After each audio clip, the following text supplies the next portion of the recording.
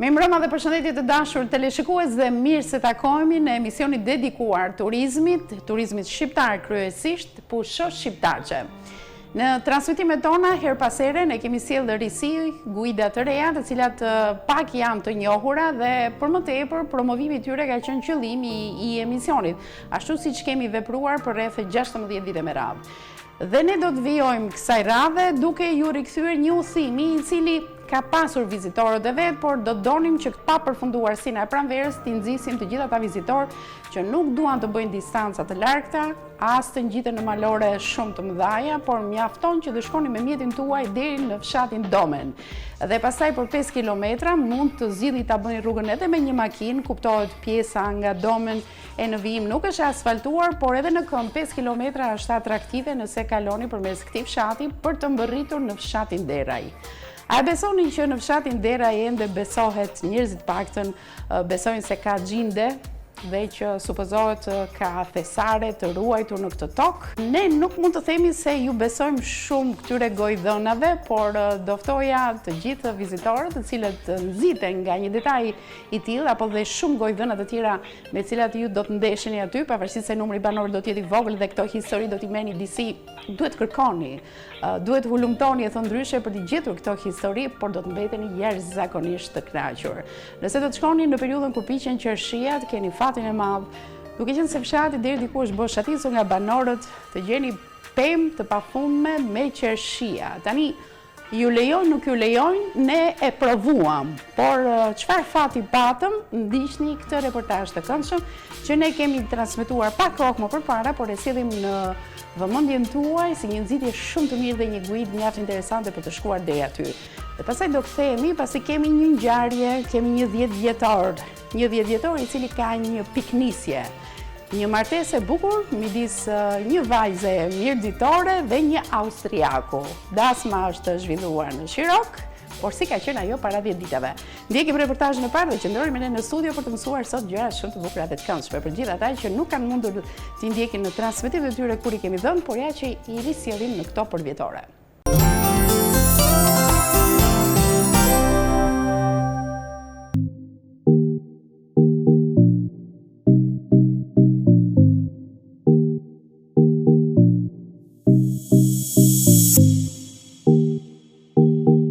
Gjithmonë vendet e bukura ndodhen larg. Ato mund t'i gjesh edhe 17 kilometra larg qytetit të Shkodrës. E njëri prej tyre është fshati Domen në njësinë administrative Posrib. E gjithë rruga për të ardhur këtu ishte asfaltuar dhe pikërisht asfalti ndërpritet si me thik pranë shkollës 9-vjeçare të fshatit.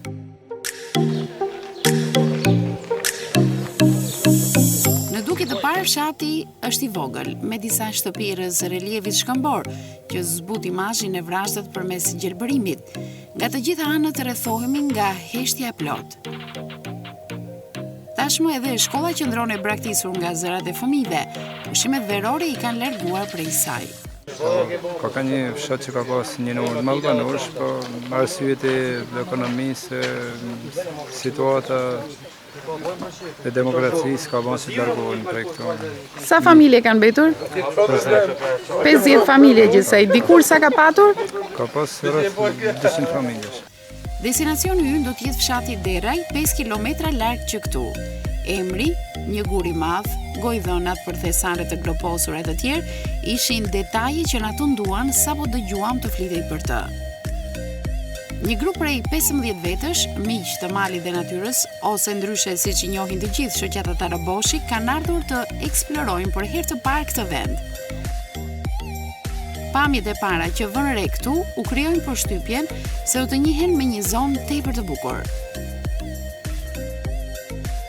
Edhe pse një makinë disi e lartë do të na çonte deri në destinacion, vendosëm ta bënim rrugën më këmbë, për të shijuar çdo detaj të udhëtimit.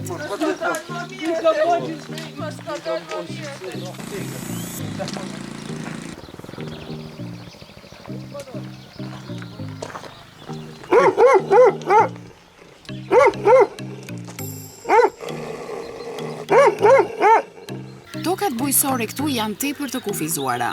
Muret i mbajnë ato të mbrojtura nga erozionet.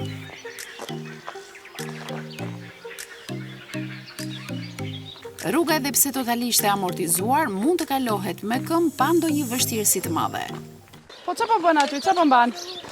Po ata do son blu mjete me do flasë, po si e Mo realitet. A se djofta.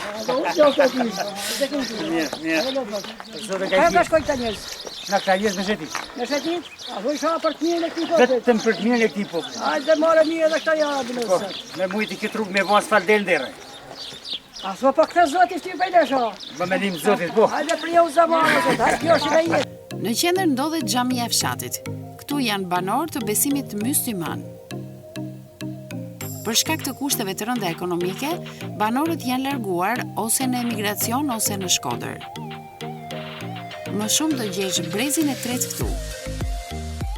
Që banorët e kanë shfrytzuar tokën në smirit, a i kanë hapur vetë toka apo ka qenë vetë në rrjedhë? Pjesën më të madhe kanë hapur vetë. Edhe ato domethënë i kanë mërrit me mure me gjana që mos lërshit toka poshtë.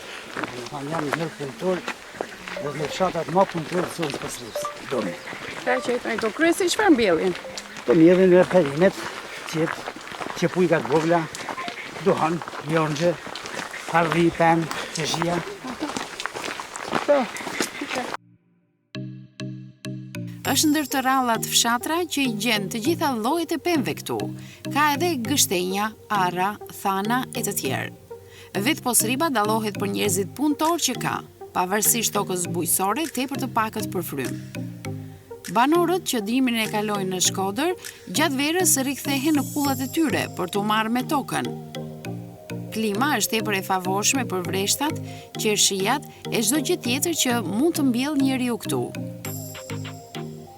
Pamja nga larg duket mbreslënse.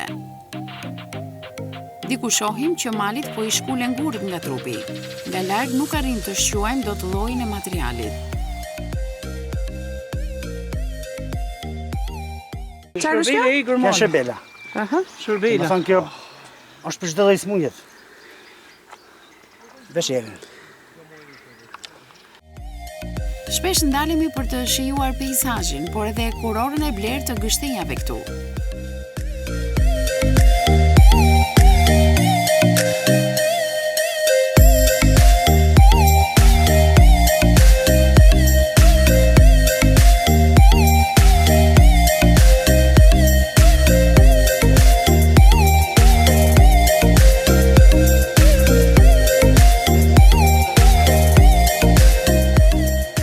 Çifti Hebovia është një çift mjaft simpatik. Gjithmonë udhtojnë bashkë dhe i shijojnë tej mase udhime të tilla.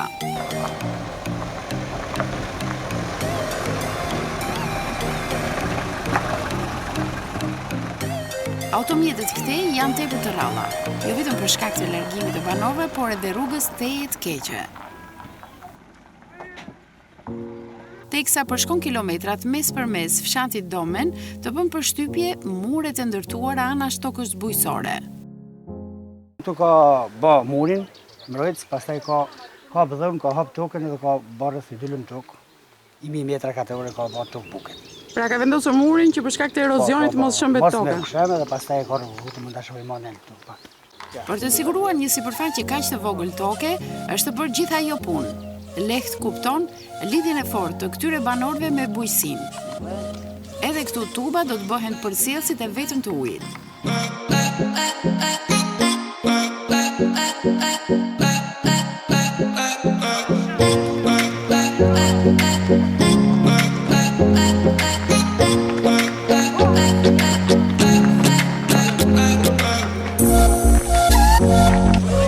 Fshati Domen është i mbushur me të gjitha llojet e luleve. Larmia e tyre justifikohet edhe me praninë e burimeve afër.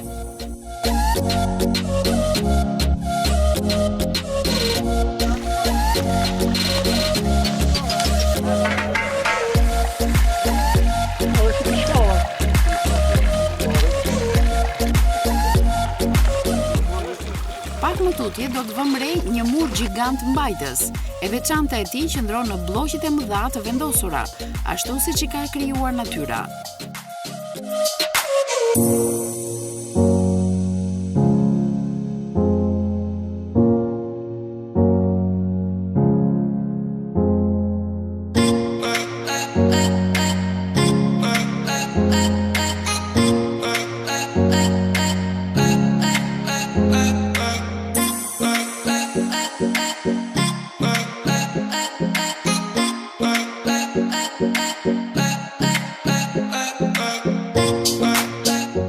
Joakim Stena është banori që ka investuar për ndërtimin e këtij muri.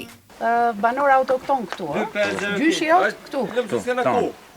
Mirë, morëm vesh që ky muri është punuar nga duart e tua, është e vërtetë apo jo?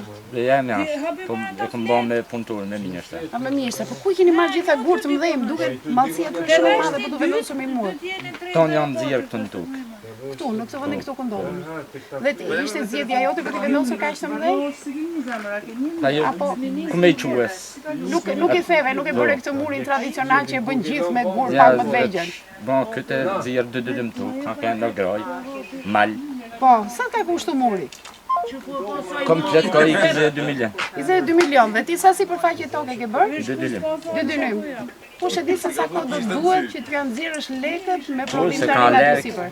ka Po sa do mbillesh aty? Dikush do thotë se do mbillesh ashas. Ja, zet më shumë kontrolloj mua si mielli qie pa asat po sto bloku se ti si dal. Po ça do mbillesh aty? Ti bjen është Qie pe çepuj. Qepe çepuj, tani kilja në pazar është 800 lekë. Po ka ngadimi që shkon 1500 lekë, gjithsesi ato 22 milion do duhet vite të tëra. Kena bën me emigracion se këtu s'kin mujt me i bën kur. Në i joti ka punuar në emigracion.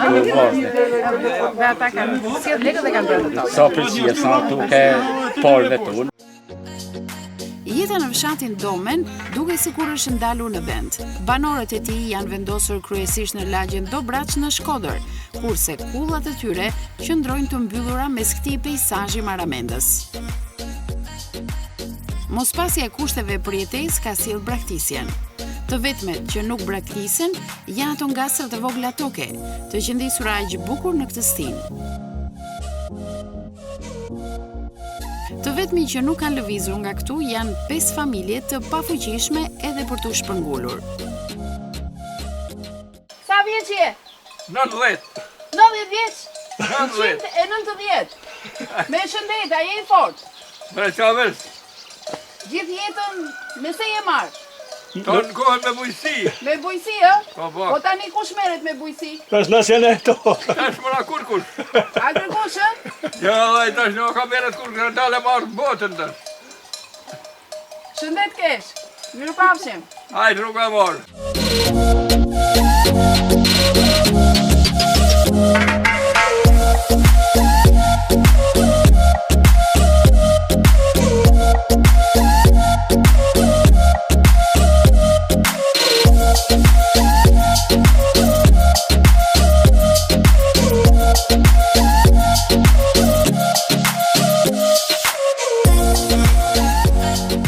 Bara e shtëpisë me disa breza duke sikur ka mbetur për shpatullat e të zotit të shtëpisë, Elez Haxhia. Nuk e bër përpjekje për t'u larguar? Zëtë s'ka kur ka shkojmë se s'ka me kur kështu. Kam kuj mjalon. Ktu je dimër ver? Dimën ver. Mësuam që janë vetëm 5 familje që qëndrojnë dhe ndimër. Që të janë që jeta që po shetë. Vetëm këtu. Po si e bën për një rast emergjent, për shembull një Të se vërë vetë kanallon me i fugon mollit. Se s'ka ambulancë, s'del kush as lagë kush marrë. Ja, zëtë. Po drita ujë ke? Po drita ujë kana. Po fëmijët kanë shkuar në shkollë, se po shohat vajzën aty, kanë shkuar në Alloj, shkollë. pse s'ka shkuar në shkollë, kes më ta po shohaj tunë s'ka shkolla, s'ka kur sa tunë veç.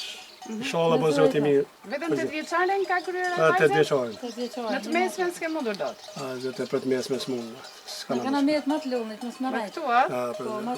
Po çfarë do bëni, do vazhdoni të rini A këtu? vesha, kam bëu çka kisha bërë, ti bëj son. Fajcan, ë? Më të bagti se s'ka më sa kaloj. Kushte më shku më Ti të kushte kana. Kismet. Mirupafshim, atëherë Po, kalojmë. në pi kafe. Jo, një herë Po. tjetër, një herë se jemi rrugës. Hajt, për jo zot mor. Më çnedja gjithë.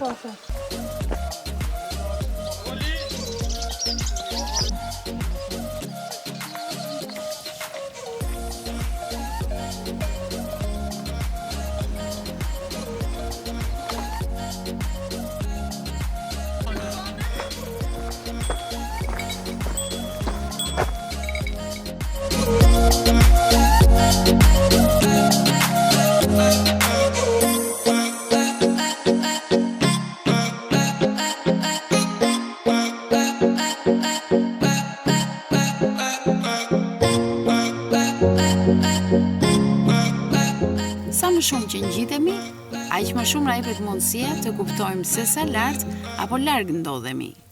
I kanë mesash zogaj tash. Aty po para shiroka, sikur që janë antenat, zogaj, këtu vjen kraja. Me bicikletë ka marrë deri aty.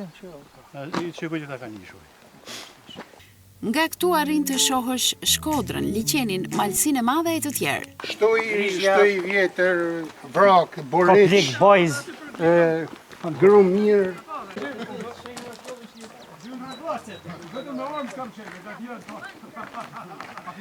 Kanë shëtit gjithë Shqipërinë, po fist, i kom thonë kozit, fist. Ishte barë t'i varë se? Gjithë shfarë lloj fist. Edhe rushin që zgjedh katur, domethënë, ndoshta ka të bëjë klima edhe nalësia mi nivelin e revit nuk janë gjithë nasimen. Janë edhe lugina të buka këtu. Vendi Nuk duhet jetë edhe ftoft. I hapun prej Adriatikut, Edhe nuk duhet jetë edhe ftoft. Relievi i këtej të befason edhe me detajet, nga ato më të thjeshtat, si kjo shpedhe vogël.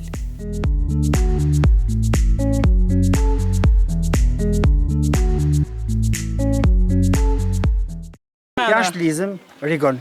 Me Rigon, ka rrirë. jasht sa dëshme. Me rrirë, po si ke marrë si duhet. Është si rigoni që përdorim në gatim. Janë shëbela. Kjo mëna. Po, ja. Janë sa dëshme kënë. Trumza ku? Që trumza këtu, po. Po aq të këndshme janë lëndinat në këto anë të strukura mes bimësisë. Si po shkon rruga deri tani? Rruga shumë mirë, u kënaqem. Aha. Është i lodhshëm si relief? Ja. E rahatshëm, shumë. Rrugë mirë, rahatshëm.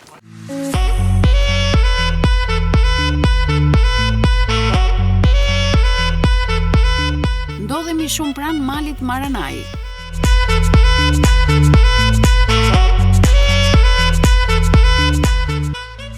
Diku maj një shkëmbi shquan një tufë dhish. Është një kafshëm mjaft e përshtatur me këtë terren.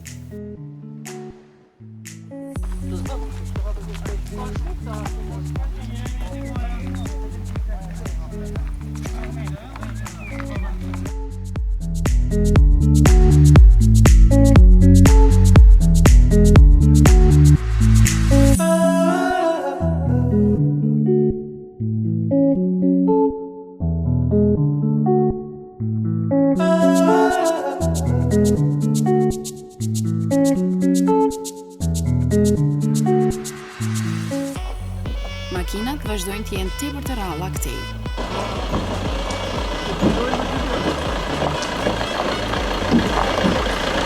Anash rrugës shuan disa gështinja shekullore, me rrënjët e lidhura fort dhe degët e mbushura plot e për plot me gjethe.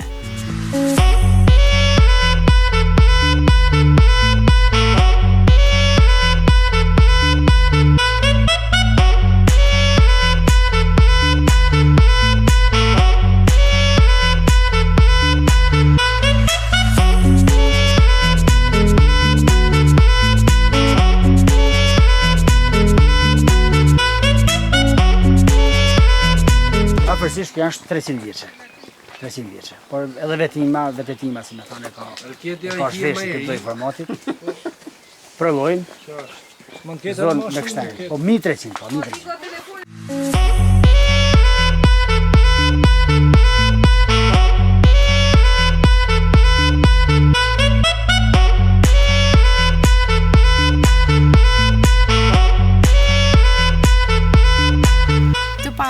Askush deri tani nuk është lodhur nga ecja në këmbë. Sapo dikush shuan diçka interesante, thret grupin për ta ndarë me ta zbulimin që ka bërë.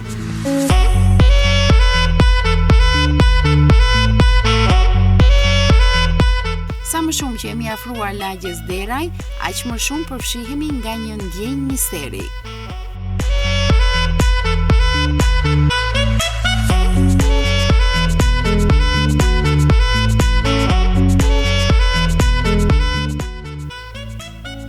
Një gur madhështor na u shfaq përpara. Quhet guri i Kaçurielit. Por maset e tij janë më të mëdha se 30 metra dhe është shumë interesant fakti formës dhe mënyrës së qëndrimit të tij në këmbë. Si ka këtë emër deraj? Po, këtë emër ka për arsye se rreth 200 vitesh më parë nuk kanë dhënë civile, familje kanë zbritur prej Drenicit këtu, edhe kanë kërkuar ndihmë tek fshatin Domën. Për arsye gjaku me serb, kanë qëndruar disa javë të blokuar aty në Drenic, me fjalë që kanë pas probleme të vrasjesh me ta, edhe pisin tonë e kanë përnjek shumë, e kanë nevojë shumë. Banorët e ardhur nga Drenica për shkak të gjakmarrjes u kërkuan ndihmë të parëve të fshatit, Ata sollën me vete disa dera për ushqim dhe u ngujuan në një vend që u caktoi fshati. Kjo ngjarje, sipas banorëve, supozohet se ka ndodhur rreth 300 vite më parë. Ata vetëm këtu mashin kafsh, në të dera. Kanë thënë që na mund të lëshojmë një pjesë venit, këtë venin këtu, me fjalë këtë lazën, këtë territorin këtu, për një mes. Edhe si përfënim kam e të dera, edhe trashëgua kjo. Dhe nga, si duket, ka qenë kafsha që ishe më me shumicë mbajtur këtu dhe i mbeti ky emër. Ky kam e. Me ndërrimin e besimit, derat u zhdukën nga zona. Të gjithë këtu i përkasin besimit mysliman. Dikur, para viteve 90, numëroheshin në lagjen deraj 21 familje. Sot janë vetëm 3. Natyra, pamje bukur natyrore. Ka ndonjë gojë dhënë për këtë apo jo? Gojdhane ka. Çfarë thon ato, pavarësisht se sa të vërtetuara janë, po çfarë thon? Për gurin. Atë thuhet se gjoja dikur më përpara kanë pafshir një thesar, të gjoja në sipër gurit. Sipër gurit? Një thesar? Po. Edhe thuhet që kur kanë hyrë disa njerëz mrapan për me marrë të thesarin, ko kanë koha mirë, po për momentin si më thon për gjysorit kanë janë duke edhe ka filluar shira, për shi shtirë, shi shumë. A ka tentu ndonjë nga fshati? Kanë gërmuar. Që e ka gjetur kurajon edhe kanë shkuar? Po, kanë hyrë, kanë shikuar përsi, po. Nuk kanë gjetur gjë. Po rreth rrotës gurit ka diçka tjetër? Rreth rrotës ka shaja kryqëse, shaja kështu. Të vjetër, po nuk dihet se çfarë mund të tregojnë apo. Në lagjen deraj, ende banorët flasin për gjinde dhe fantazma. Disa thonë se çdo përpjekje për të kërkuar thesaret ka dështuar, pasi janë gjindet ato që ruajnë dhe reagojnë ndaj çdo lopate të ngulur në tokë për këtë qëllim. Shfaqja e tyre bëhet përmes zhurmave të forta, si çarja e fuqishme e një trungulisi, gurët e hedhur te këmbët e atij që bën kërkimin, ose dhe hapat ushtarake maj shkëmbive që sa vinë e bëhen më të forta. Dikush thuhet që gjoja këto janë sheh diçka thesar, në të kaluar me një larg, por gojdhana janë. Po nga këto ekspeditat që vinë amerikan, që eksplorojnë, ka pasur nga këto të huaj që kanë ardhur të eksploruar nisur nga gojdhana, jo. Ta me vështirësi kanë kaluar, megjithëse ka kanë pjesë drejvasti diku, ndoshta në atë periudhë është po. Unë nuk i besoj atë. Fshati është shumë pak i eksploruar edhe nga vetë ekspeditat, si nga specialistët shqiptar, ashtu edhe ata të huaj. Të zhytur në përfytyrime mitike, i afrohemi gurit të Kaçurielit. Kemi dëgjuar se në faqet anësore të tij janë disa kryqe të gdhendur. Po, si më? Kjo këtu. 1, 2, 3, ha? Apo ka prap? Shumë që këtu. Po, ka prap gjithku. Çdo njëri nga ne zhytet në kurreshtje dhe tenton të lexojë përmes detajeve. Disa zgjedhin të ngjiten dhe të shijojnë pamjen nga aty.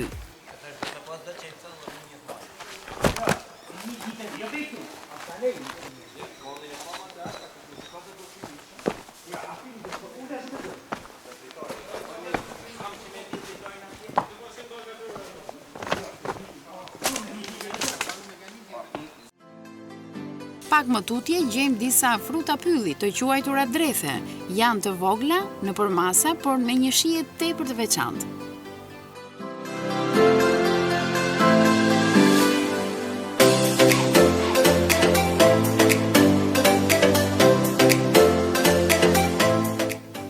Askush nuk do e kishte besuar se kjo godinë e vogël këtu, e ngjashme me një magazin, ka qenë shkolla e lagjes deraj.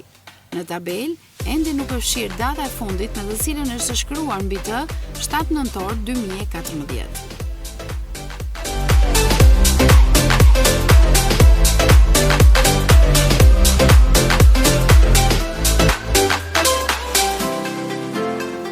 Grupi i shpërndar aty rrotullt.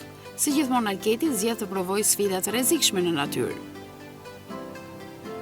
Ai vendosi ngjitjet majës së Kaçurielit, edhe pse nuk ka asnjë pajisje të ngjitjeve malore me vete. E arrin majën shpejt dhe na përshëndet së larti.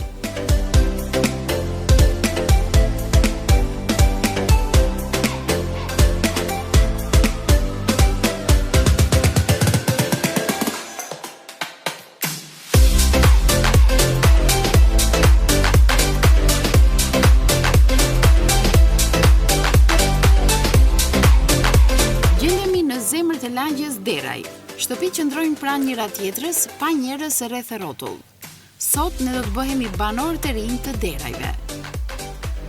Shtytat e vjetra të energjisë elektrike janë një dëshmi se këtu nuk janë bërë investime dekada me radhë. Ky burim këtu duket si vetmi furnizues jete. Ndërkohë që pamja një oazi të gjelbërt vendosur në hinkën e ngushtë të shpatëve, duke sikur e mban këtë fshat të fshehur nga bota. Depërtojmë në monopatin që na çon te grumbulli i shtëpive, por duke u tërhequr nga qershitë e mbetura jetime këtu.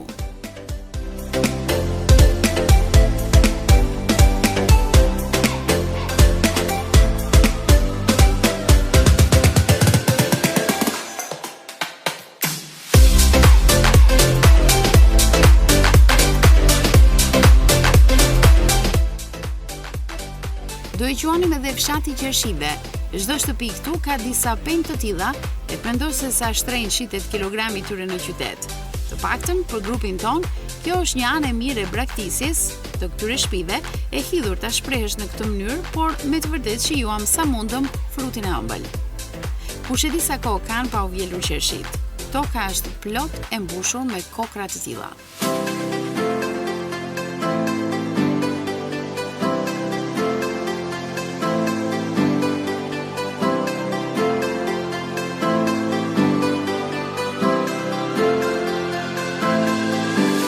Në oborin e një shtëpie të braktisur, grupi shtron piknikun.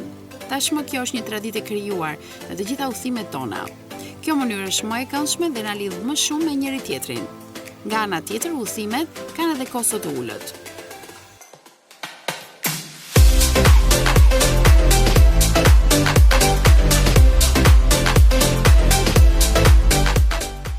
Me sa duket e vetmja e mbijetuar e fshatit është kjo mace që po ju vërtetit ushqimeve. Ndërsa grupi është duke pushuar dhe shijuar piknikun, Nermini zgjedh të eksplorojë rrugicat e fshatit.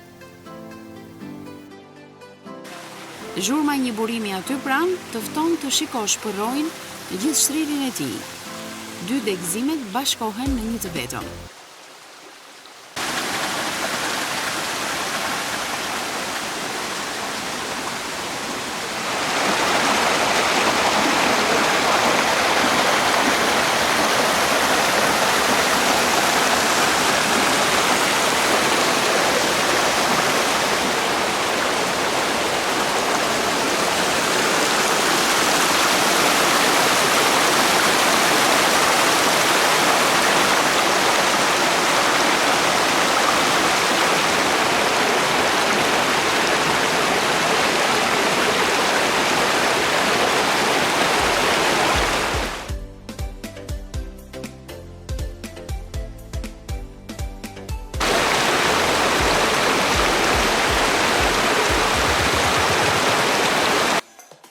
Ngrem kokën lart dhe shuajmë siluetën e një vajze. Provojmë ta thrasim, por ajo largohet.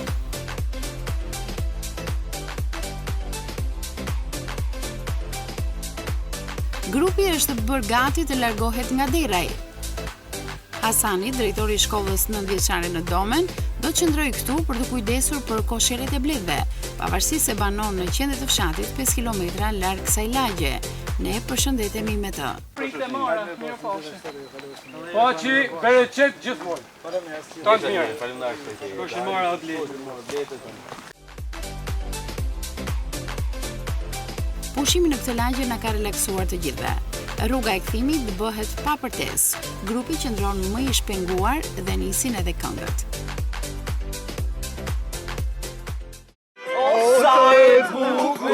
Hajde ke qyla, gjyla faqet, marshën si zyrmyra, gjyla faqet, marshën si zyrmyra, gjysa e bukur je, gjysa e bukur je.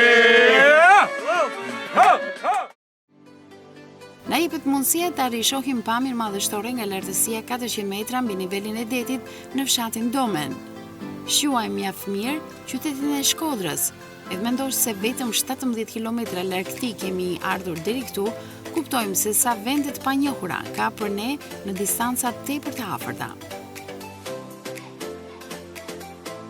Gjatë kthimit, zgjidhim monopatë të reja mes fshatit për të përshkuar. Kjo na jep mundësinë të takohemi me ndonjë banor të mbetur në lagjen e Stenazhive, siç quhet këtu. Ndon karton sheh njeri gjallë, as sheh fëmijë, as sheh grua kalin, vesh plaka, e vjet ka për vjet si kanë mirë. E mirë atje se veri për veti, sai son ka dukti i shtetit si më mirë shtetin buzë. Sa familje kanë me tu zoj? Po më zoj, ku janë familje të. Në fëmija më kanë ikë, 3 kom ja shtetit, 3 kom, 1 kom Belgjik, 2 kom Belgjik, djallë vajzë, 1 kom Francë. Po si me çaj toni, si toni?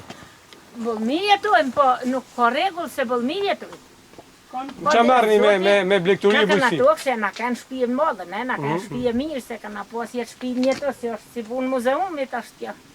E kanë pas shtëpi e madhe, jeto i kanë pa thonë shtëpia qelë minutit. A vin vers tjerë, a banojnë, apo bikun tanë dimin e vers jashtë? Dimin e verë, ikun dalin e punojnë tokat e ikun punët vetë.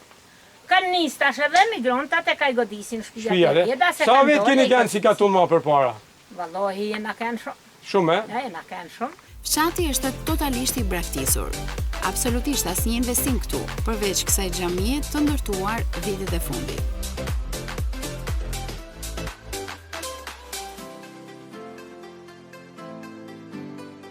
Është tjetër gjë të jetosh këtu dhe tjetër të vish si vizitor.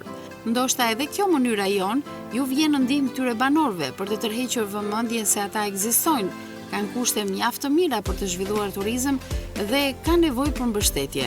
Por si e përjetuan këtë udhim anëtarët e shoqatës Taraboshi? Ngjitja ishte shumë e bukur, kishte emocione, vështirësi të veta dhe me një fjalë unë do ta përshkruaj marramendëse dhe të mrekullueshme. Okej, do i ftoj edhe të tjerë që të vinë? Po, unë do t'i ftoj sidomos moshat e reja, të cilat kanë Instagram, kanë Instagram, kanë Facebook, kanë këto rrjete sociale, s'kan horizont tjetër, vinë këtu dhe të shohin botën e vërtet. Shëtitja shumë e bukur, shumë e thjesht, për gjitha moshat, kisha thënë, edhe kjo kohë ishte shumë e përshtatshme, se ja shumë nxehtë dhe ja shumë ftohtë. Natyra shumë e bukur, shoqëria shumë e këndshme. Ishte një ditë shumë e bukur, e këndshme, e lezetshme, provuam malin, provuam prodhimet bio të zonës. Do ju sugjerosh atë gjithëve, sidomos brezit të ri, që ta frekuentojnë. Jo vetëm këtë grup, po shoqërinë e tyre dhe të ngjiten në maleve. Ishte një ditë e bukur e mrekullueshme me smicëve të mirë, e javë leti janë ngjitje, natyra, shkamin, cilët ja vlen ta vizitojnë çdo njeri. Knaqësi me shoqatën Taraboshi, kalu me ditë shumë bukur. Unë kisha edhe privilegj për në fshatin Dera, isha nip të daja. Pam një natyrë që realisht ndoshta po eksploruar më përpara, por me shumë vlera. Dhe të eksplorohet dhe shikohet se ndoshta ka vend edhe për turizëm. Falenderojmë, ishte një knaqësi me shok të jashtëzakonshëm. Zbatoj një shprehje popullore si thotë të ecën në kam të zgjat jetën. Sidomos në përnacinat mëdha në përmale, ku xhelelli dhe ajri është shumë i pastër. Ju këshilloj lëni qytetin dhe lëvizjen në përmale. Është një ekstasi e rrallë.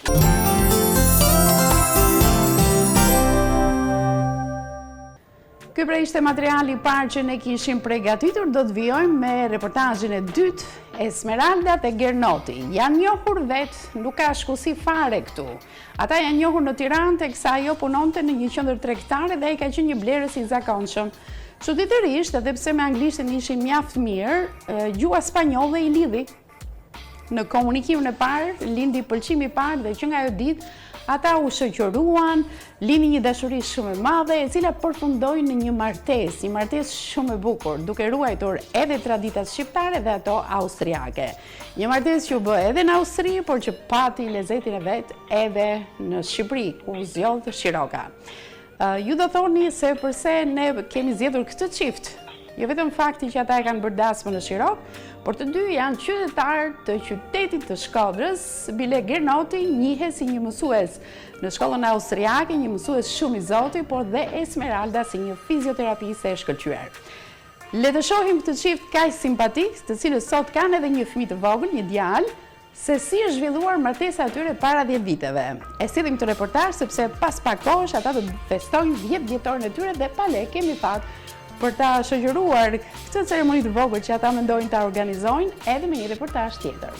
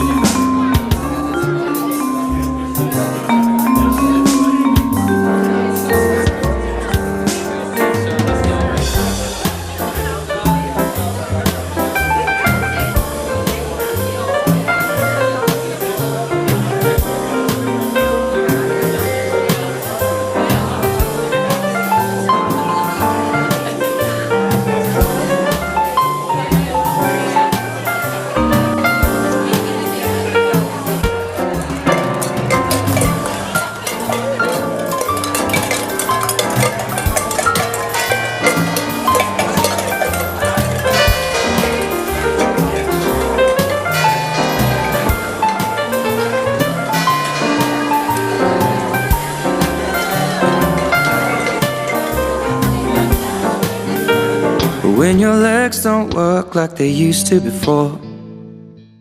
Ka pak kohë që janë martuar dhe teksa i sheh buzliqenit, të japin përshtypjen e atyre dy të rinjve të dashuruar që ende janë në fazën e njohjes. Esmeralda dhe Gernoti e kanë nisur njohjen e tyre para 4 viteve dhe sot ata janë të martuar.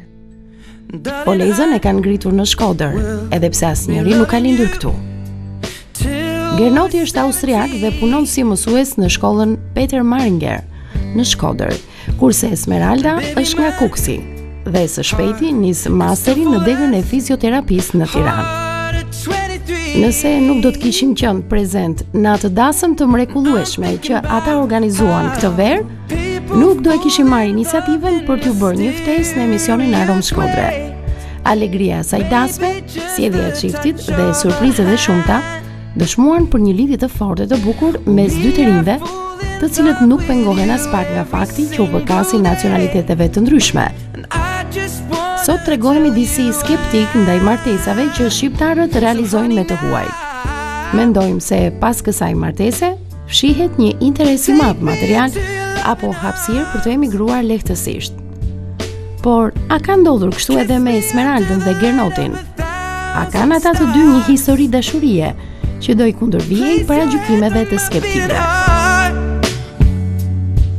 Thinking out loud, maybe we found love right where we are. Eksperienca tona për takuar çifte shumë interesant ku nacionalitetet e tyre ndryshojnë, pra njëri është nga një vend dhe tjetri nga vendi tjetër, kanë qenë të herpaseshme në emisionin ton, por këtë vit ne do e hapim me një çift krejtësisht të ri, të cilët na kanë tërhequr fillimisht me martesën e tyre, pra ceremoninë e martesës që e kanë bërë në Shirok, e pastaj kur pam alegrinë e tyre për të festuar dhe të gjithë dasmorëve, prej të cilëve 60 ishin austriak dhe 60 ishin shqiptar, patjetër këmbgulëm që të kishim dhe një intervistë të çiftit. Ndërkohë që dasma ka mbaruar, edhe muaji mjaltit ka mbaruar, por ata vazhdojnë sikur është vazhdimi i muajit mjaltit. Do i prezantoja më një herë emrat e tyre, Esmeralda dhe Gernoti. Tani ju do thoni cili është shqiptari, nuk dallohet, sepse sot kohërat kanë ecur dhe njerëzit kanë evoluar, megjithatë flokët e tu na tradhtojnë pak, sepse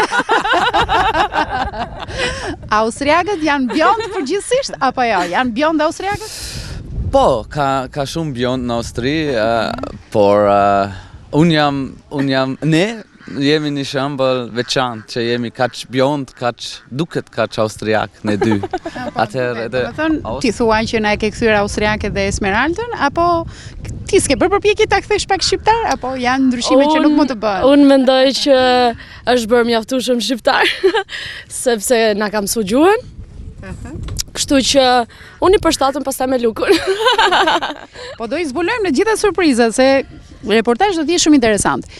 Gernoti, ju do ta njihni një pjesë e konsiderueshme nxënëse po dhe prindërve, sepse njohjet e tij nuk nisin këtu me këtë reportazh, ai është mësues në Peter Maringer, në shkolla austriake në qytetin e Shkodrës, është viti 7 që ai ndodhet në këtë qytet. Esmeraldën e kemi nga Kuksi, por shtëpinë e ka në Shkodër. Dhe në qoftë se do vazhdojnë të rinë gjatë në Shkodër, këta do të bëhen shkodran. Megjithatë, ne nuk duam t'i kthejmë ata që janë nga Kuksi, nga Austria t'i bëjmë shkodran, por që t'i bëjmë që ta duan qytetin e Shkodrës. Tani do thoni ju si u martuan këta të dy, po sikur t'i pyesim ne ata vetë, si u njohët një herë, se martesa vjen mbrapa pastaj. Ku jeni njohur për herë të parë? Ky është një histori romantik eger, me një fjalë. Një fje eger, sepse koincidencë, si është në jetë. Ashtu që herën e parë që kemi njoft, ishte në Tiranë, në një qendër komercial. Unë kam qenë atje sepse për qef, në rrugë, kthehem nga Tiranë, kishe një punë atje, edhe në këtë qendër Esmeralda ishte shitës në një librari, po. Edhe ishte vitin i dytë, ashtu që unë nuk kam folur asnjë fjalë, ose vetëm disa fjalë shqipen, pa. Atëherë ishte krejt i vështirë për të komunikuar. Asnjë quhen kishemi bashk, provojmë një herë më shpanisht. Edhe ishte një koincidencë se ne dy bashkë flasim shpanisht. Po, shpanisht mos më thuaj nga serialet që jepeshin në Shqipëri. Po. Po është rreth se zgjuar shqiptari. Tamam. Pra ju folet spanjisht, ëh? Dhe imagjino po mos a dini spanjishtën, ti do kishe marr librin, do ishe larguar pa zgjatur atë bisedën romantike që zgjati paksa. Teksa hidhej një vështrim mbi raftet e librave, Gernoti i kërkoi Esmeraldës biografinë e Enver Hoxhës. Për të komunikuar, u erdhi në ndihmë gjuha spanjolle që e njihnin të dy. Duke qenë se këtë gjuhë në Shqipëri janë pak që e përdorin, biseda u gjallërua dhe në fund të saj, Gernoti kërkoi vajzës numrin e celularit. Kur i pyet të dy nëse kjo ishte një dashuri me shikim të parë, të dy pohojnë po, kjo është e vërtetë. Takimi i dytë ka qenë në janar, sepse Gernoti iku në Austri për pushimet e dimrit. Do të thënë që të krijojmë atë kohën ne, do të thënë pas sa kohësh do vinte janari. Mbas 2 muajsh. Telefon, kush i ra telefonit? I pari? Tash. Ti ke marrë numrin.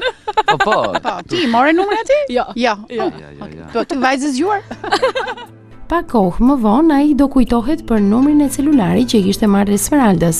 Paralelisht me të, i kishin mbetur në mendje sytë e saj bujqelli. Unë kam qenë fascinuar, nuk e di pse, por edhe tashi, sinqerisht nuk e di, por unë besoj që nëse ti kërkon diçka në jetë, s'ke mundësi për të finden, për të gjetur. Po nëse ti je në koincidencë, nuk e ti në një qendër komercial, edhe këtu ka libra, edhe pse jo, shikon, ti ke kohë, pse jo, edhe pap, des wunder. Dhe mrekullia ndodh, si me thënë. Shiko, mua më pëlqen spontaniteti që kanë përgjithsisht të huajt, sepse ne shqiptarët edhe në dashuri, po nuk e hapëm një blok të madh, edhe të themi, do bëjmë të llogari sa vjeç është, si ka flokë, si ka sytë, si e ka familjen, si e ka biografinë, ne nuk kalojmë në veprim.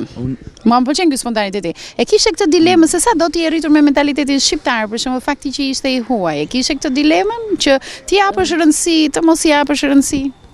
Po, e kisha, normal. Është një kulturë krejt ndryshe, është diçka që nuk mundesh me gjetë ditë për ditë, nuk është një përditshmëri që, okej, flet me dikët huaj edhe... Ishte dilema, por sinqerisht në fillim ishte vetëm gjuha. Ishte, okej, pse jo, wow, më në fund, mune me praktiku diçka që kam pas kohë ndoshta edhe kam mësu, por... Po, pas 2 muajsh, pastaj ishte krejt ndryshe. Esmeralda ishte në kulmin e rinisë së saj. Një vajzë e shkathët dhe simpatike, nuk mund të mos vijë re nga meshkujt, po përse ajo zgjodhi Gernotin? Respektin që kanë të huajt ndaj femrës, si formim, si edukat, është e njëjta gjë si me kanë të folë për të njëjtën gjë. Është mashkull, femën, kanë vetëm emra të ndryshëm, por janë në të njëjtin nivel, në të njëjtin në të njëjtin nivel. Kështu që Kështu që kjo është diçka që me vërtet bën përshtypje. Nëse ke pas një jetë jo të këndshme, mund të thuash, dhe kur gjen dikë që okay, të thotë s'ka problem, okay, se bëjmë ose e bëjmë, por jemi në të njëjtin mendim. Edhe kjo është diçka që është tepër për të vlerësuar. Esmeralda ndihej e vlerësuar dhe e respektuar nga Gernoti. U bë e çmuar për të. Lidhja mes tyre u zhvillua hap pas hapi. Për të dy ishte e rëndësishme të jetonin së bashku në një dashuri e cila do të rritej me kalimin e kohës. Dasma për ta ishte diçka simbolike, por si u vendos ajo dhe u bë burim dyshimesh nacionaliteti mes tyre. Për mua s'ka rëndësi fare. Njerëz janë njerëz. S'ka një ndryshëm ose shqiptar ose austriak. I rëndësishme është shpirti edhe zemër. Sinqerisht edhe ky mendimi më duket mungon shumë në botë tash. Sa shumë konflikte kemi momentalisht në botë që nuk janë nevojshëm, që ekziston vetëm sepse njerëz kanë kufi në mendje, që në realitet nuk ekziston. Shifi tash, kufi është normalisht vetëm quhen. Atëherë nëse nuk mund të komunikojnë në njerëz, qartë që ekziston një kufi. Atëherë ose shpanisht, ose shqip, ose gjermanisht, s'ka rëndësi ka. Fakti që Gernoti ka rreth 7 vite që jeton në Shkodër, është treguar i interesuar të mësoj traditat e hershme të këtij qyteti. E një prej tyre ishte dhurimi i një medalioni preari në momentin e propozimit për martesë. Si shkodrani i vjetër kam më falni, shikuese, pra bëhet fjalë për një mënyrë krejt origjinale, siç e bëjnë shkodranët e vjetër. Edhe kamera të lutem pak e fokuson. Pra, Gernoti ka gjetur ke bler, ku gjet në Apoloni? Ke bler një Napolon, Atje tek dolari. Po, dhe pastaj e përgatitja të enkas. Po pas kësaj medalioni çfarë ndodhi? Ishte në Austri, një verë bashk atje, edhe një ditë bukur, një gjiro romantik, kemi folur, edhe për një ardhshme bashk, çfarë potenciali, ose çfarë është ëndër im, çfarë është ëndër Esmeraldës, çfarë mund të bëjmë bashk, edhe me këtë vizioni, unë ishte përgatitur. Medalionin kishte kohë që e kishte bler.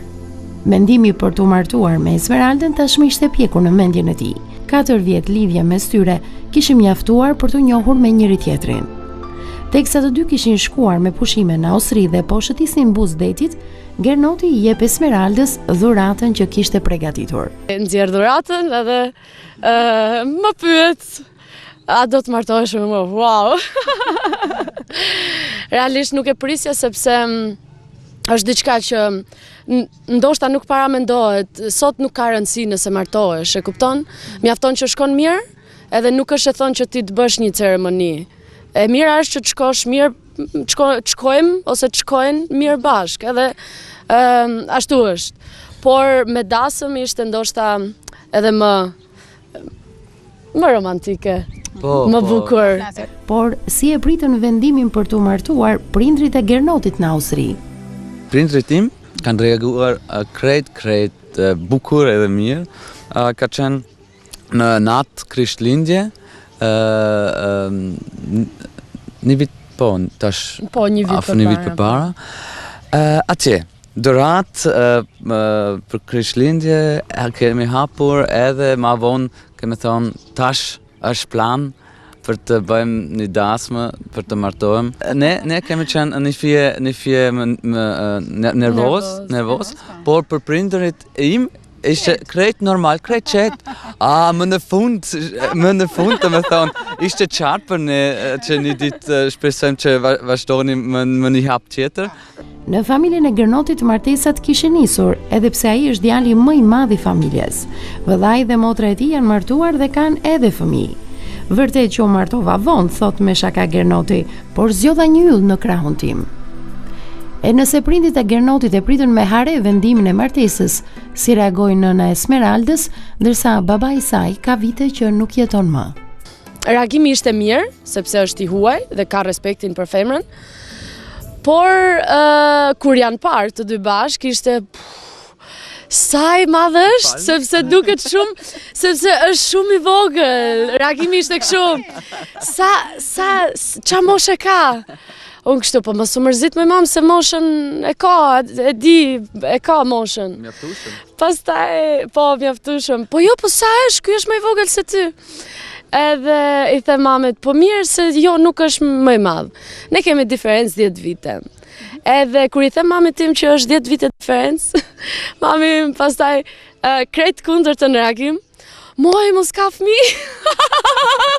Tani mos është i martuar. Mire, hatë shqiptari. Gjithmonë ato dyshimet e tij. Pastaj i thash mame, zgjidhe merë. Cilin problem ke tash ti? Jo, okej, në rregull. Ky ishte reagimi i parë i nënës së Esmeraldës.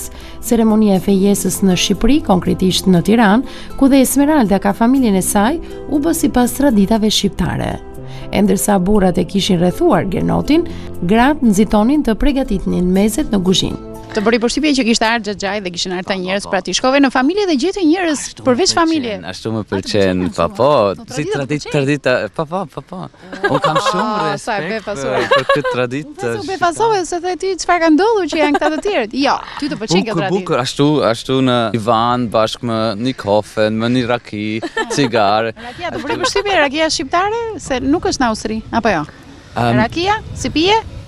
Po, është eksiste. Në Austri? Në Austri s'kemi rakin me rush, por më darth edhe mol ashtu. E kemi ne më të mirë. Ju keni po veçantë, s'ka ma mirë me ta bote. Në ceremoninë e fejesës erdhi momenti që të gjithë prisnin se çfarë do të thoshte Gernoti. Edhe pastaj nxjerr dhuratën edhe njëherë Napoleonin, që ju thot shiko se unë po blej, po do marr një grua me Napoleon. Edhe ishin të tërë. Po tamam, ashtu ka qenë koha. Shajse. Po me një do e blije. Po duhet 30. A mjafton? Por nacja mund vetëm një Napoleon mjaftueshëm ashtu. Pri Gjirokastër. Atë ditë Gernoti e ka në kujtesë si një moment veçantë të gëzueshëm, pavarësisht se i bën përshtypje qëndrimet e grave në kuzhinë dhe preokupimi i tyre për të gatuar pafund. Herën i parë që kam pa një pjatë kaq i madh, më duket bo. Unë varfër duhet të hangë të qithë tashi, kaq madh. Edhe ma vonë kam kuptuar që nuk është ashtu që duhet të hangë të qithë, po një 3 pjatë në tavolinë më duket krejt mjaftueshëm për 15 njerëz, por të qithë një pjatë vete, sa i madhe. Dasma e 2 të rinjve organizua këtë verë në një ambient të hapur në Shirok. Festimet, ashtu siç është kthyer në traditë në Shkodër, nisën një javë përpara.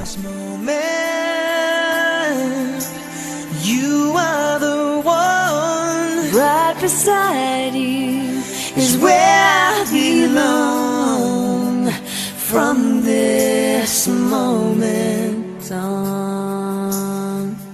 Sinqerisht nuk ishte i loqëm sepse bëj qefi për të organizuar një feste për familje, për miq në një vend kaq bukur si ka qenë atje këtu në Shirok. Po 60 veta që erdhën nga Austria, më duk shumë, sa mirë që e bën këtë udhim dhe erdhën, ëh? Se duket të duan shumë derisa zgjodhen të vinë kështu.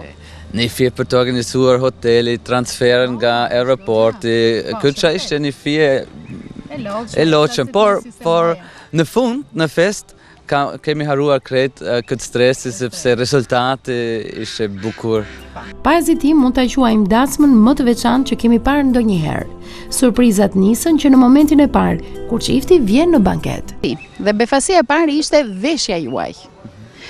Pra, e sjerën për të gjithë teleshikuesët se ata po e shikojnë te pamjet dhe po thonë osa nuse thjesht, po dhëndri pse kështu vishen në Austri? Në fakt, nuk vishen ashtu, jo.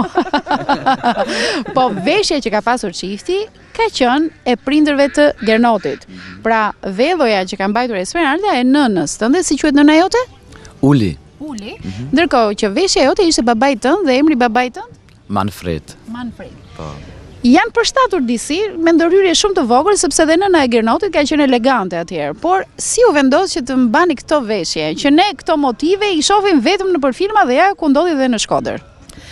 Kjo ishte diçka për mua shumë e veçantë, që përveç kulturave, përveç është ndryshëm, është diçka krejt e ndryshme mënyra se si e nin dashnin ose mënyra se si ta shprehin dashurin. Këtu me atje. Ne themi shumë shpesh të dua, por jo gjithmonë është e vërtet, mendoj unë. Ndërsa në Austri është pak dhe sak. Kur ne thamë që do martohemi, mas 2 ditësh u gëzuan normal të gjithë në Austri, edhe mas 2 ditësh kemi pa krejt shkurt filmin që është bërë para 20 viteve të mamit dhe babit Gernotit. Edhe ndërkohë mami Gernotit i bie ndërmend që këto 2 kostume ekzistojnë akoma. Edhe mami Gernotit thot, Esmeralda, më fal krejt me respekt edhe me ndoshta nuk e dija do doje, por fustani im ekziston. Seriozisht, më janë mush syt me lot sepse nuk e prisja, sepse ka qenë diçka shumë e veçantë për mamin e Gernotit dhe tjetë edhe për mua, për mua ishte një nder, është një ndjenjë shumë e veçantë. Edhe unë si euforike, po të lutem, ta shohim, ta provojmë, okej, në rregull. Edhe kur kam hyrë në atë vellë, ose fustan, nusërie, ishte perfekt, nuk kishte nevojë realisht për të lëviz shumë dhe nuk i kam bërë ndryshime, është vetëm pak më ngushtë, të beli, por absolutisht asnjë gjë tjetër. Nëna e Gernotit e kishte ruajtur prej 40 vitesh fustanin e saj të nusërisë. Kishte menduar se atë do ta vishte vajza e saj, por me që ajo ishte tepër e gjatë, mendoi se nusja e djalit do ta kishte fatin që ta vishte. Ti je goca tjetër e imja. Këto ishin fjalët e saj që emocionuan tej mase Esmeraldën, e cila jo vetëm do respektonte dëshirën e vjerës, por edhe e pëlqente diçka të tillë, për ta bërë dasmën e saj sa më të veçantë me detajet. Dasmorët e kësaj dasme përbënin surprizën e radhës, 60 shqiptar dhe 60 austriak. Një alegri si asnjëherë tjetër. Të gjithë i bashkonte qëllimi për të cilin kishin ardhur, por edhe miqësia mes familjeve. Vetë Gernoti dhe Esmeralda i dhënë gjithë alegrinë e dukur dasmës. Ata buzëqeshin e kërcenin të kohën, duke nxitur dasmorët të festonin të gjithë së bashku.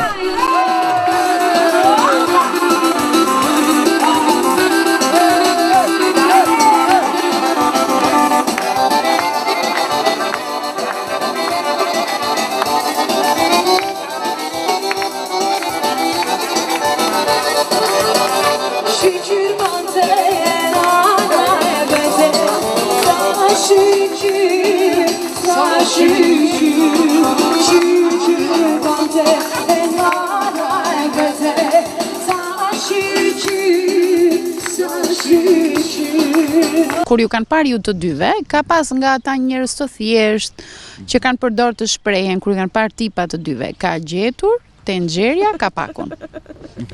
Po. Ti je dakord me këtë që ju të dy keni gjetur si tenxherja kapakun? Edhe këtë shprehje ekziston në Austri. Është njësoj, po. Ndihesh i kombinuar, domethënë me Esmeraldën edhe të argëtimi. Ky është një kompliment sinqerisht i madh, edhe më duket është edhe realiteti. Sepse ashtu edhe me miq, me familje, s'kemi asnjë konflikt ose asnjë potencial për një konflikt fare. Teksa miqt nga Austria kanë ndjekur, por dhe kërcyer vallet shqiptare, në një moment të caktuar, babai i dhëndrit, pasi lavdëroi traditat shqiptare, zgjodhi të përshëndeste të pranishmit edhe me një valle tipike austriake.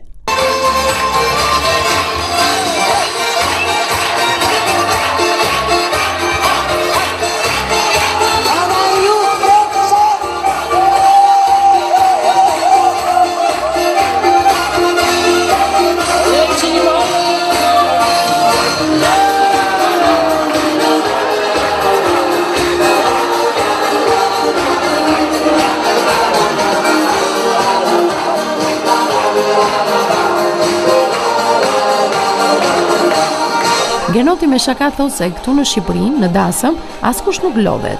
Për t'i dhënë sa më origjinalitet dasmës së tyre dhe respektuar edhe përbërjen e dasmorëve, një surprizë tjetër që edhe dalja e çiftit me kostume tradicionale respektive të nacionaliteteve të tyre.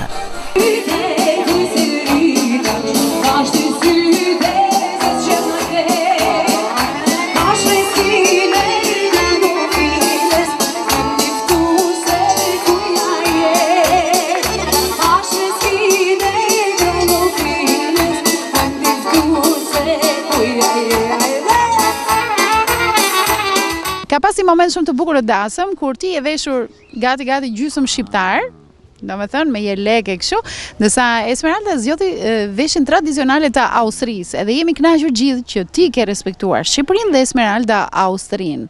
Shumë bukur ky moment. Patjetër, s'mund të ishte ndryshe sepse kemi bërë një bashkëpunim, thojze, që kemi mbledh dy familje bashkë, atëherë dy kultura të ndryshme. Atëherë u donte jo, por ishte kënaqësi për të qenë një austriak shumë shkurt si shqiptari veshur dhe një shqiptare shumë shkurt si austriake veshur. Ideja për të veshur me këto kostume që spontane. Vetë nëna Gernotit ishte kujdesur të sillte kostumin për Esmeraldën, për ta parë atë si do dukej si një austriake. Po ashtu edhe për veshjen e Gernotit u gjet zgjidhja.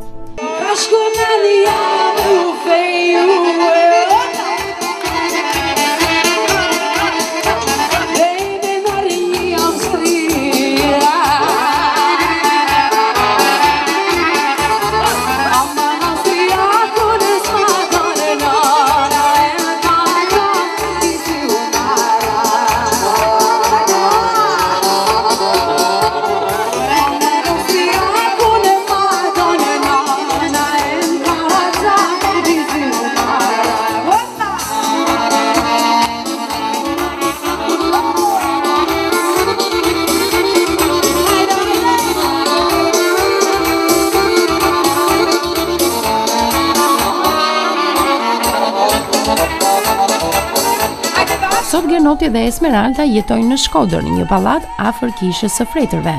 Ai punon si mësues dhe ky profesion i jep satisfaksion. Puna me adoleshentët është interesante, është një lloj si në të gjithë botën, shprehet Gernoti. Kemi ngritur marrëdhënie respekti me nxënësit. Pozicioni i mësuesit duhet konceptuar si një trajner në fushën e lojës. Vetë mësuesi rezultatin e punës së tij e merr pas disa vitesh. Por duke qëndruar pranë të rinjve shqiptar, Gernoti ka vënë re dëshirën e tyre për ta ndërtuar të ardhmen larg Shqipërisë. Por çfarë mendon ai në lidhje me këtë? Me vjen shumë keq disa herë që të gjitha kanë një ëndër edhe mendojnë që jeta është ma mirë ose ma lehtë jashtë. Është e vërtet që situacion momentalisht këtu në Shqipëri është shumë i vështirë. Pa punë edhe po mua me vjen keq që adolescent janë frustruar. Po. Normalisht nëse pleç janë frustruar ose të di nostalgjike, unë mund të kuptoj, por një adolescent normalisht është në fillim jetë edhe ka ëndër, ka vizioni.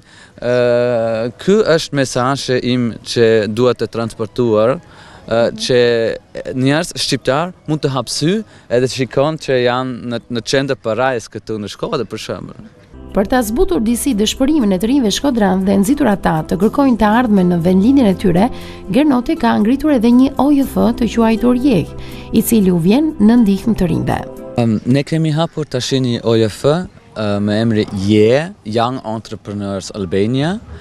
Edhe ideja është për të çfilojmë këtë potenciali, për të suportuar nxënësit, adolescent, më vizioni që kanë vizion për të bërë një plan biznesi. Këtu, për Shkodër ose për Shqipëri, për të shikojmë çfarë potencial ka me natyrë, me turizëm, tjetër çka, edhe për të bëjmë sinqerisht një plan, edhe mund një ditë për të realizuar këtë plan. Nëse Gernoti vjen punën e tij si mësues, Esmeralda ka mbaruar studimet në fizioterapi dhe së shpejti pret të nisë dhe studimet në master. Jeta e tyre familjare është për t'u patur model. Në punët e kuzhinës nuk bëhen dallime. Tu është krejt thjesht për të gatuar sepse ka të qista në bazar perime fresk, edhe shife perime fresk, një furë, kaç, çak, edhe një salat, thjesht buk, edhe shpejt është diçka gatuar. Gatuar. Ke shpëtuar që gatimin më duket e bëka Gernoti më shumë. Po. E di cili del mesazhi këtu, martoni me të huaj se gatuajnë ata. Tamam. Normalisht është kombinimi, nëse unë jam në shtëpi normal do gatuaj unë, por fundjavë ma ka shumë qefi që të gatuaj Gernoti. Më pëlqen.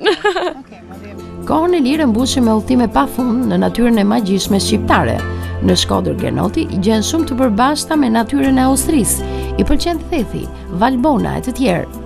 Unë jam malsori Austrisë, shprehet ai me humor. Temperaturat këtu i duken më se normale, edhe pse Esmeralda nga ana saj ankohet për temperaturat e ulta në Austri gjatë dimrit. Nuk dihet se dhe sa kohë çifti i sapo martuar do të vazhdojë të qëndrojnë në Shkodër. Edhe një vit kontrata e punës së Gernotit përfundon dhe nuk dihet nëse do të ketë rinovim të saj. Gjithsesi këtë periudhë të mbetur ata po e shijojnë në maksimum. Ishe kudo në qytet, mes miq, gjithmonë të qeshur dhe në harmoni të plot me njëri tjetrin. Natyrshëm lind pyetja, kjo martesë kaq e lumtur mes dy të rinjve, a mund të ketë një kopje të dytë? Por ne shkojmë dhe më tej, duke bërë pyetjen tjetër, a duhen paragjykuar gjithmonë martesat me të huaj? Dashuria nuk është pa kufi. Mjafton që të kesh kohën e dur, është shumë e rëndësishme koha që mund të marrësh të njohësh dikë. Është shumë e rëndësishme që gjithkusht të marrë kohën e vet, sidomos një femër. Ne jemi shumë shpesh ndoshta të lëkundshme, por është shumë e rëndësishme të merret koha me një person. Është shumë e rëndësishme të njohësh, të vazhdosh, jo gjithmonë është e rëndësishme që ti bësh gjërat hapur, i themi ne, që të shkoj deri në ekstrem që ti të marrësh një vendim ndoshta jo të mirë. Të merret koha, të vazhdohet, të njihet, të jetohet bashk, të dilet, të shkëmbehet mendimi. E drejta duhet të jetë e barabartë se s'ban, ndryshe nuk funksionon. Më një fjalë respekt është para. Sepse me Esmeralda kam shok, kam grua, kam dashnor, kam do gjitha. Edhe ky është një bazë, një fundament krejt mirë. Askush nuk e di çfarë është nesër ose mas nesër. Gjithmonë jeta është një eksperiment, është një aventurë. Por nëse ka dashuri edhe respekt para, mund të zhvillojë të gjitha.